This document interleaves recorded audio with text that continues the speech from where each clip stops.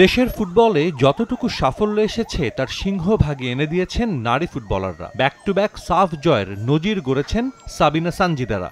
তবে হঠাৎ সেই সাজানো বাগান লণ্ডভণ্ড হওয়ার উপক্রম। দেশের ফুটবলে প্রথমবারের মতো কোচের পদত্যাগ দাবিতে একাট্টা নারী ফুটবলাররা হুমকি দিয়েছেন অবসরের। কিন্তু পিটার বাটলারের সঙ্গে কেন বিরোধ ফুটবলারদের? এর শুরুটাই বা কোথায় হয়েছিল?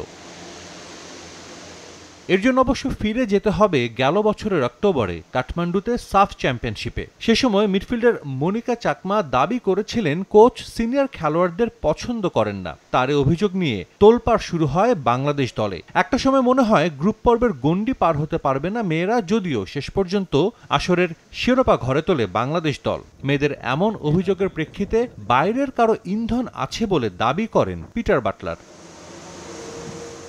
কিন্তু সাফল্য এনে দেওয়ার পরও মেয়েরা মেনে নিতে পারেননি বাটলারকে। এই ইংলিশকে তারা কোচ হিসেবে চান না। কিন্তু বাফুফে সেটাকে গুরুত্ব না দিয়ে বাটলারের সঙ্গে 2 বছরের চুক্তি নবায়ন করে। নতুন চুক্তির পর কোচ কাজ শুরু করতে বাংলাদেশে আসার পরেই বেঁকে বসেন মেয়েরা। বাটলারের বিরুদ্ধে মানসিক হয়রানি, উৎপীড়ন সহ বিভিন্ন অভিযোগ তুলেছেন নারী দলের ফুটবলাররা। তাদের দাবি, কোচের আচরণ দলের মধ্যে মারাত্মক উদ্বেগের সৃষ্টির পাশাপাশি ক্যাম্পে বিষাক্ত পরিবেশ তৈরি করেছে, যাতে মানসিকভাবে ক্ষতিগ্রস্ত হচ্ছেন ফুটবলাররা।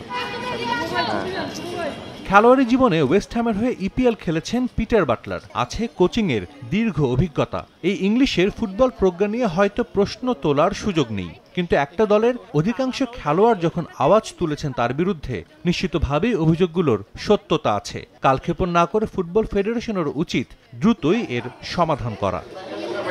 সাজিদ মুস্তাহিদ, সময় সংবাদ।